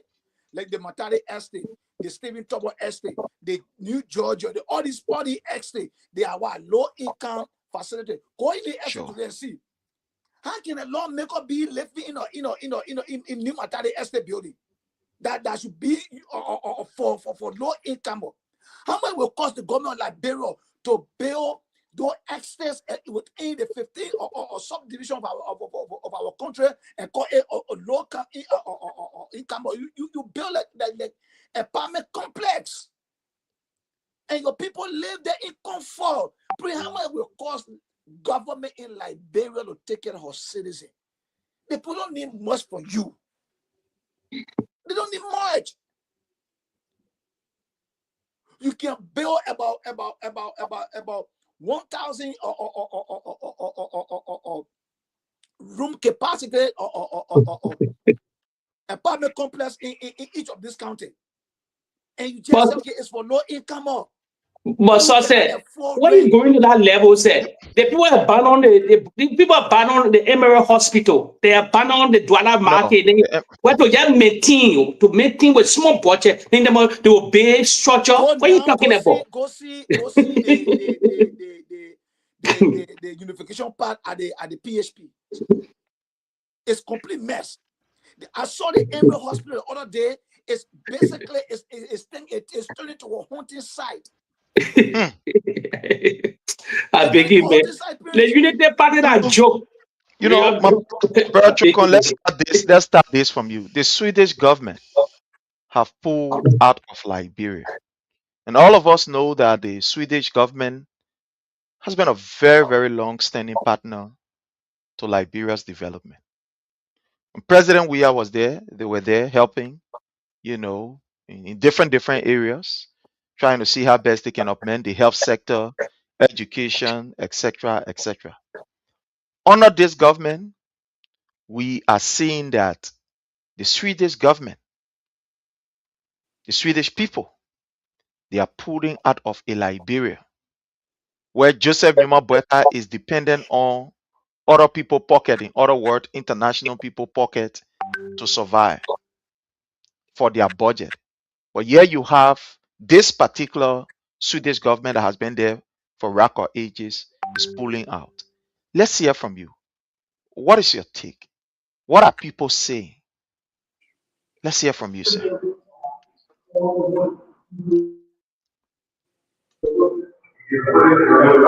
Hello? Yeah. Am I clear? The background. Okay. Yeah, you are okay now. So when it comes to the when it comes to that the Swedish embassy returning back or closing their operation in Liberia, there are a lot of these different embassies. Even if I was the ambassador, I would advise my president to close the embassy. Because the thing is that if for any reason, I'm not praying for it, but if for any reason something funny happening in this country, everyone of us here is going to feel it. Everyone of us is going to feel it. So I mean, I may not let I mean, because they are helping people, they are helping, and you know, people that are in the pool, because they are in those villages that government have abandoned. Some of the projects that city government in Huawei are helpful to our people, but they are returning. But again, you can't bring it because we have a government that don't care. We have a government that don't care. And if you get discourse there, they will cost you, they will tell you all, they will call your man, they will call your father, they will call everybody behind you. So, I mean, the kind of lawlessness in the country you expect people to be here. These people believe in the rule of law in their country. They know what it means for somebody to look at the highest court in the land and say to hell with you. And you see the people will sit down here. These people are getting report. The ambassador here or those different international people here or those different diplomats here, they are not sitting. All of our activities here, you have a speaker that should be meeting the government and saying he redeemed speaker. These reports are sent to their home country. And I think that because of these different reports, they are being party off. I think that one led to the Swedish government taking their people from there because, trust me, the country is very toxic. The country is so toxic to the extent there are people in churches, they don't criticize each other on the basis of politics. It is sad. So people are aware. People send report home. They see the kind of knowledge. Imagine a police making a pregnant woman and kill that woman up to now the police men still passing around. On the whole road, a police commander. Up to now that police men still passing around. The Minister of Internal Affairs raped somebody. and you say party around, nobody care. A deputy minister that's all of it developing you, without raping you.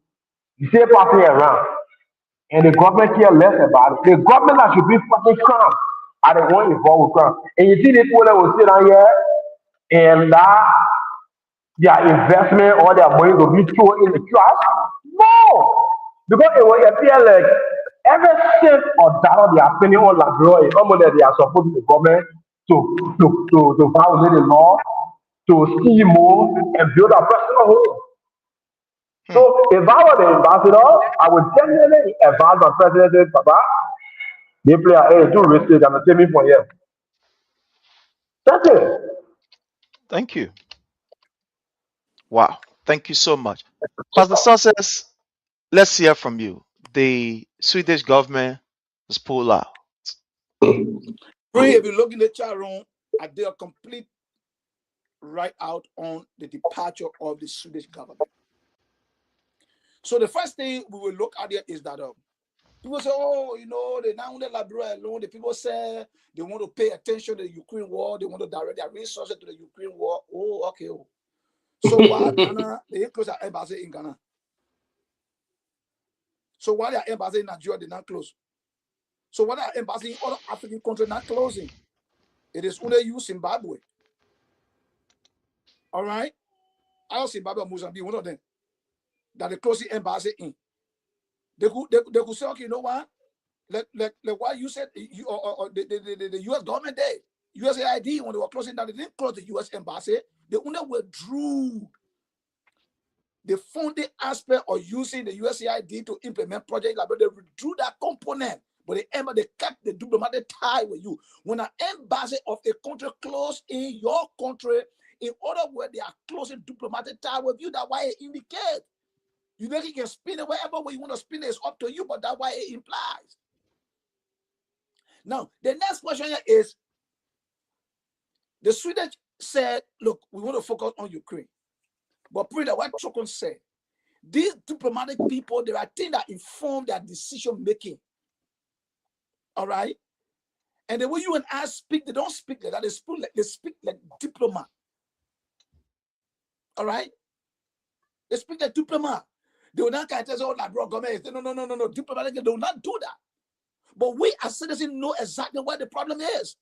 These people sat here and saw you remove a constitutional speaker illegally. These people sat here and they saw you dispatch armed policemen in Kinjor and kill people. These people sat here and saw you brutalize uniform students only because they petitioned our government to put teachers in their classes. These people sat here and saw you, okay, pass a 4G budget that did not meet a constitutional standard that you use it today. These people saw you, or they are seeing you doing things that the very thing you condemn here, the people see that everywhere in the center of your government, corruption is all over the place. But instead of you fighting corruption on the holistic level, you are cherry picking and witch hunting certain people because you feel they are your political opponent. The people see these things. All right. So when it comes to them drawing down, their activity in countries around the world, the people sit on the table and look at variables, and they make decisions. And Liberia has to fall in that category because of bad governance, no respect for the rule of law. The people saw the U.S. government State Department report on Liberia. Rule of law, how much you score? Freedom of expression, the freedom of the press, human right. Okay? And you want to come here and tell that the students are putting out because based on they say they are winding down their activity because they want to focus on Ukraine and Russia war. Yeah, they can say that, but we know the contributing fighters. All right. I don't like the kind of detention these guys bring to our country. Tell, oh, you will not do this, you do this, you will not test your foreign. I don't like them. But we are there with them for 50 years plus. So why now with your regime that they are living? And they are living prayer. It's not just about diplomatic tie, it's also going to affect our economy. The people are on project in our country. So many, I mean, they may not be projects that you and I can pray, but they carry on project. They have employed few, even at 10 Liberians, they employ 10 Liberians living out of job. They got NGOs that are implementing their project. Those NGOs will close down because they are closing. So by August next year, the students will be completely out of Liberia. USAID, are gone. The students gone. Who else? Now they are talking about 1.2 billion in the budget. And the people that are supposed to fund those budgets, that are supposed to help in funding your budget, are closing down their embassy on you, and you think that we stand a good chance to get anything meaningful out of this government? No. No, Prince. And our fellow listeners, Liberians, it's about time that you stand up. Because if care is not taken, nothing will be left to govern after the regime. Before we hit 2029, nothing will be left in our country. When they said during the campaign that if or CDC win, there will be no country any longer, they are the one now marketing the future of this country. They have taken Liberia as a collateral to the Western world. And they come here, they want us to believe that what they are doing is lawful. When the Western world get in chicken and come for our entire country resources, they want us to sit down and celebrate. Okay, so we are in a dark cloud. We are in a veil. We need liberation. Wow. If we don't stand up, Liberia will be doomed. I can assure you that. Thank you. My brother Jake, let's hear from you. Let me just bust out what my brother is saying. It's a big blow to the Unity Party and the country. They likely spinning. I told you earlier, I told you before, it coming to reality. I said the Unity Party is bleeding. I told you sanction will come upon the Unity Party. All of them will be surprised. You know where Sweden in Europe? We have serious relationship with Sweden long time before some of us was even born. Let me remind followers here. The Swedish American company, how they call it? They call it Lamco. Yeah. The money, like broken a gullible society, and the Unity Party that adore children, that adore people. That the people that low IQ people are finished seeing them. Then they used to be telling the other group that the low, they dumb people. Not know that's a reason why. Let me tell you something. This, my brother said it. Nothing else the Swedish pulling off at the rule of law. You bring your capital building. The people part of the European Union. You think they were like European to come invest that money here? As they come in, they're going to the European Parliament. They were discussing here, like bro, be discussing the European Parliament. Why you're poor up? They will tell all their friends and partners. They said, don't go to that land. Don't go to that land to invest. The what we see, what we saw there, we put it out of the country. That's a blow to the Unity Party. They like it, they spin it. They like it, they put a propaganda machinery on any kind of platform to turn it around. They speak. We have it. Wait, what they call Ukraine war? We are living in West here. We're 4 years into the war here now. Church power in power, the war on. Why Swedish never pulled up? Church power in power. The Swedish, wait. I said the people that weak and lazy group of people that are bleeding all over the place. One of them will ask questions and say, but wow, see what I said they are bleeding. If I tell you something in reality, nothing coming for the Unity Party. Nothing coming for them. Baka destroy the Unity Party. The president. Prince, let me remind you. You think the West are stupid people like Liberia? You think that stupid people can invest? The people saw the president fainting on your inauguration. When the whole world, all the highest, it was the greatest transfer of power in modern era. After Ellen Johnson said it, George Weah, it shocked the world. A football icon transferring power. All media institutions around the world, they saw that particular president 80 plus years. He was 80 plus years at that time. Imagine you, they say in 81. He fainted on that podium. Even the president, the former president, shaking a chair. All the dignitaries came and they saw it. They know the president's a puppet. You see the people that know the president? You see they don't know that the people calling the shot? The people been sitting that report long time. The MCC report, all the State Department result, they report, it damaging to the United Party and the government. Joseph Boakai, Prince, days are numbers, so his days are numbered. I'm telling you something here, I'm gonna keep the video. He will relinquish power. He will forced to relinquish power because he don't know what he's doing. He don't know when the story get caught in the shot and everything he saying yes to it. So the Swedish leaving the country, they like it, they spin it. Sanction coming on the United Party, they will from all angles, they will be surprised, they will shake them, and nothing coming for them. So if they cannot change course and put everything in order, more embassy, more diplomatic and people will leave that country. Now the Swedish government maybe like get the first of this kind, but different people will leave. But who will come? Who invest?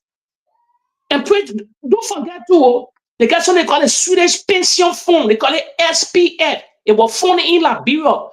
The United Party might not go see the people money, yo.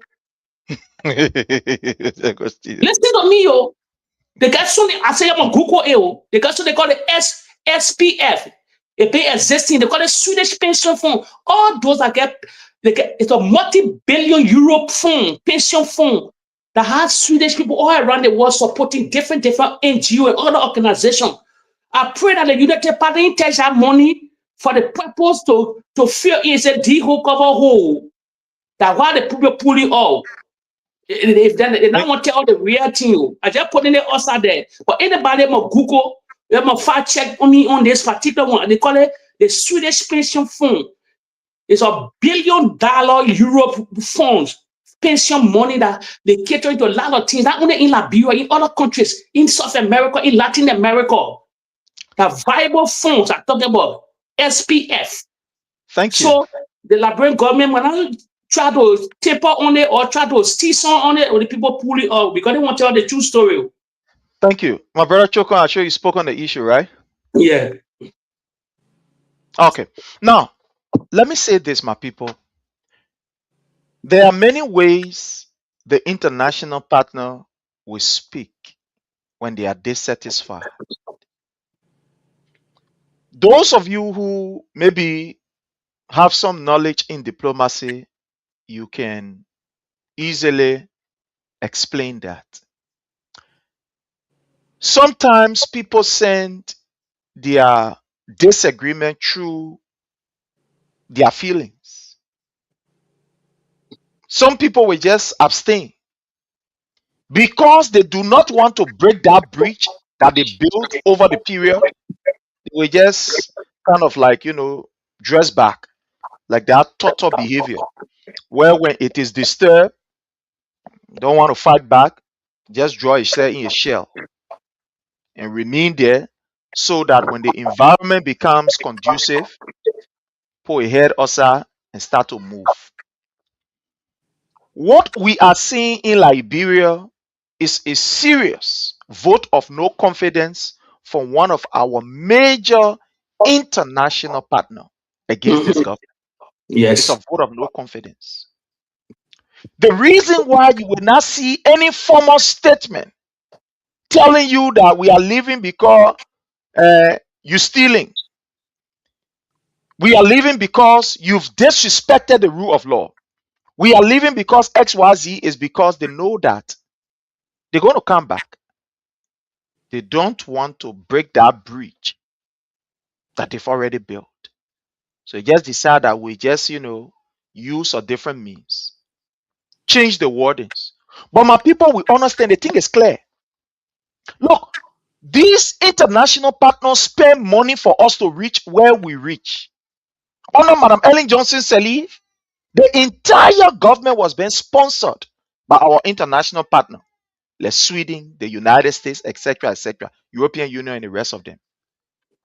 The money that these people spend is to ensure that Liberia is stable economically, is to ensure that the rule of law is respected. All of these different programs that were being run under Madam Ellen Johnson Sirleaf, for example, respect for the rule of law, peace initiative, etc., but the international people Sweden, and different government, they put their money together to sponsor these things, to ensure that we have a very strong law. Today, what these people are seeing is a gross disrespect for their resources, for their money. To see a man like Boakai giving these people the middle finger and doing just what he wants to do and disrespecting the rule of law is a recipe for chaos that they cannot accept, that they will not feel happy of. To see the police that these people spend their money to train, the Swedish government spends some money to train security sector reform, their money inside. To see the money that they spend to train the police and see the police is behaving like Janja with militia. You listen to Joseph Nyuma Boakai, not me, telling you how the police, they are now using the badge as a license to witch hunt. You think the people are not there? You think they are not seeing it? They've confronted Joseph Nyuma Boakai to amend his ways, and Boakai has refused. They are seeing the level of corruption. Why must these people be giving you money when the SOEs, state-owned enterprises, are supposed to raise money? They are not giving money to the budget, but they are giving money to Joseph Nyuma Boakai Foundation. You think they will be there? You think they will be happy? You think the Swedish people will be happy to take their money to give to you? But then National Port Authority that is supposed to raise money to contribute to the budget, Sekou Dukle is taking the money and sending it to Joseph Nyuma Boakai Foundation and not giving anything to the budget. You think the people will be happy? Or their own money gets swept behind it, right? They get used for their money. You think these people will be happy? For example, when the LTA that is supposed to raise funds, all of the increase that they are increasing on data and etc., when they are getting enough in terms of revenue, but at the end of the day, they cannot give money to add to the budget. They will take the money and give it to Joseph Nyuma Boakai Foundation, but they can't give money to the budget. You think the Swedish people will be happy because their own money gets swept behind it, right? They get used for their own money, right? So you think they will be happy, my people? You think they will be happy when, for example, the maritime or maybe the fishery or the Liberian National Lotto, when these people are raising revenue, every day we see increase in taxes, but the revenue is not being reflected in our budget, and you passing around with cola water in your eye and baking other people, but your own resources, you are not able to manage it. You divide it among yourself. You think these people, their ear closed when they see? Look at what happening in Lofa, in Foya. The man is building $10 million condominium. A man who could not feed himself around here. Yesterday, we know that people like how you call or Costa was feeding him. To the extent he said, I was living on loan. A man who could not afford to feed himself collected the Liberian people money and was able to pay $8 million of the debt that he took from the bank. Then you think it's okay, right? You think it's all right. You think the people continue to sit down there and say, yeah, I want no money back, ain't got no use, we take the money and continue to give to Joseph Nyuma Boakai? The reason why they are pulling off is because they've tried on so many occasions to say, let's have a meeting with Joseph Nyuma Boakai. Let's talk to him. Let's sit down. Let's discuss. And Boakai is not listening, because in Boakai's mind, the Liberian people resources is for him. He can use it anyhow. The people are seeing the disrespect for the rule of law. You think they are not watching us? Let me tell you something. All of these people that you're looking at, these international partners, they have people who are working with them that are listening to all of these talk shows. I'm telling you something serious. Some of you don't know, but there are some things we can't say because of one or two things. We can't say it. But these people, they have people listening to everything that we are saying here. And all that we are saying, these are the reality. We are not trying to make somebody look funny, or we are not trying to rate somebody government as being very, very insensitive. The people are seeing how insensitive this government is. You think the Swedish government is seeing you going to Kinjo, massacring our people in Kinjo, and what come out of it? The police say nothing happened. The people cool. You think the Swedish government is not seeing that the money that they spend to ensure that our democracy is strong, that our democracy is favorable, that our democracy is admirable? You think they are not seeing that it's going down the drain? You think they are not seeing it? You think they are not seeing police brutality in Liberia? You think they are not seeing the reckless traveling of Joseph Nyuma Boakai? Then you talking, say you now get money. Why must they continue to give you money when Boakai is going all around the place like hairless chicken? He didn't even know what he's going for, but he's just going and bringing back no result. Oh, the people will continue to take their money to give it to Joseph Nyuma Boakai because they like Joseph Nyuma Boakai. I know somebody will say, but they're giving it to the Liberian people. But look at the level of corruption that we're seeing. Look, for example, the Ministry of Education. How corrupt that place is, to the extent that teachers that are supposed to be on payroll are not even on payroll yet. This is terrible. Very, very terrible. When the government is not even investigating her own about the issue of corruption, when she's shielding her own, you think the Swedish people didn't get sense? You think they let us, what they say, when it comes to, one try to sugarcoat the war, people then will get very low IQ. We are more than that. We the one, the vice president for the people then will get low IQ. You think Swedish people they let us, they get low IQ? That they will just take that money and just waste it and give it to Joseph Nyuma Boakai, say go use it anyhow you want to use it.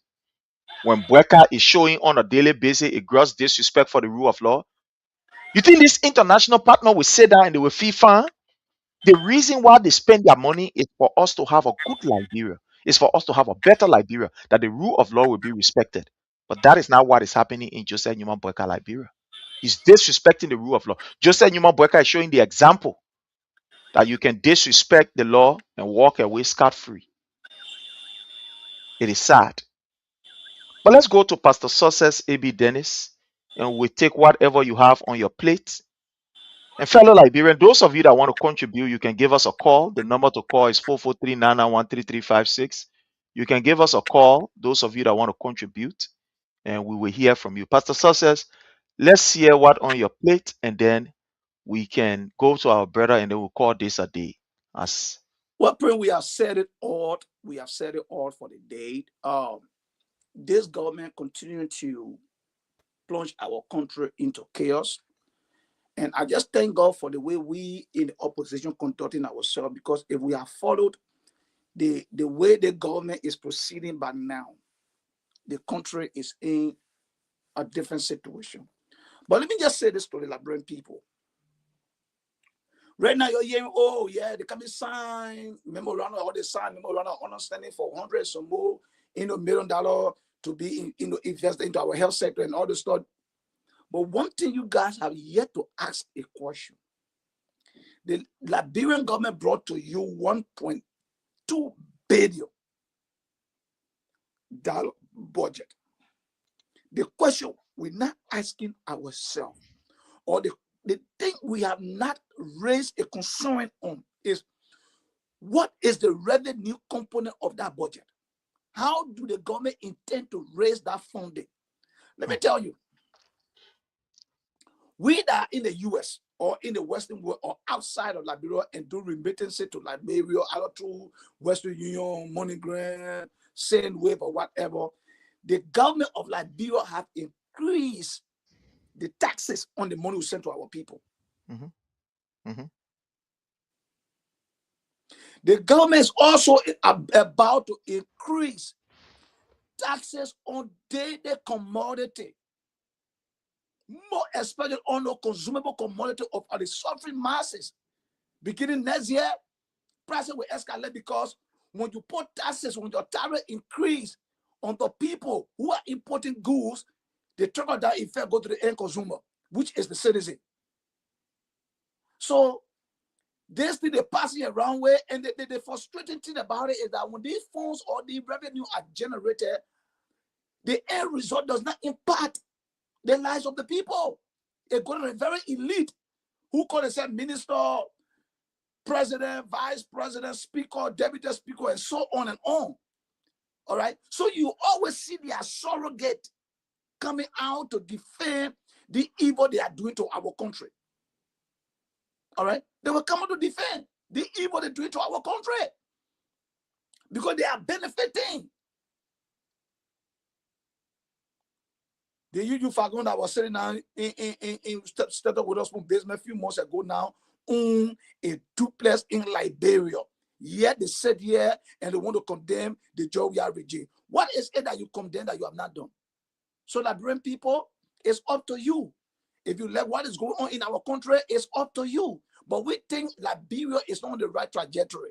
And if we mean well for Liberia, 2029 is a year of redemption. We have to redeem that country and put the country on the right trajectory. With that being said, thank you today for listening to us. Thank you for watching.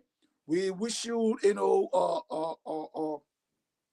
a better Liberia, and we hope and pray that we all meet there again come Friday. Thank you, Prince. Thank you so much. My brother Chokon, let's hear from you as you conclude from your answer. Yeah, so let me use this time to appreciate all Liberians who are very supportive of our program, for your share. I mean, making sure that the information resonates with our people.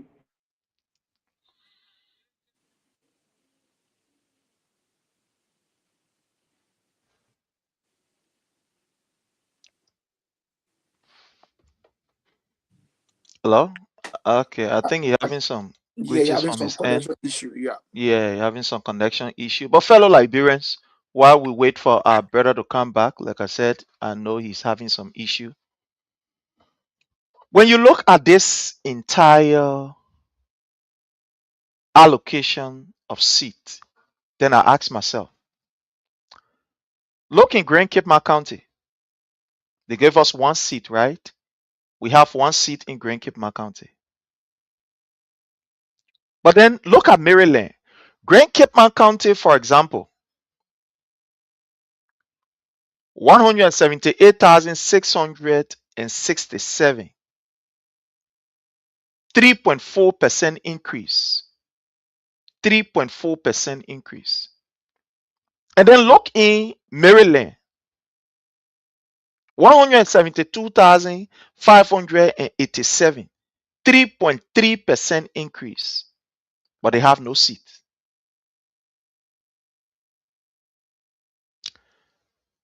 Boakai is trying to play a game that if care is not taken, will not end up very good.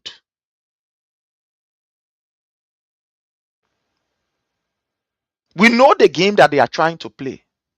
We know what they are trying to do. But that will not work because we know what they are doing. It is unfortunate. Lawmakers will sit down and be talking about adding extra seats. But they are not talking about building a very good facility or trying to expand or modernize the JFK. No. Today, when you go to JFK, dialysis machine is not there. The dialysis machine that President Weah left there, it broke down. It broke down. The last time we heard people crying. But then talking about buying these equipment. They are not talking about buying new equipment for our hospital to meet up to the modern standard, but they're talking about increasing the number of seats. So this is Boakai idea. This is Boakai's agenda. Boakai don't care. That is agenda. That is regime speaker. But fellow Liberians, all we want to say here is that this is what we have. When you vote for a squanderer, somebody who has no history and no legacy in believing and standing for the people, this is what you're going to get. Again, we want to say thanks to each and every one of you. If this is your first time joining the platform, this is Under the Palava Hut. You can follow us on Facebook, on YouTube, on Twitter, and wherever. Until we meet again, my people, I want to say thanks to all of you who contributed through your comments, through your texts, and every other thing. I want to appreciate all of you. Thank you so much. Thank you, Prince. Until we meet again next week, this week on Friday, bye from our end. Thank you.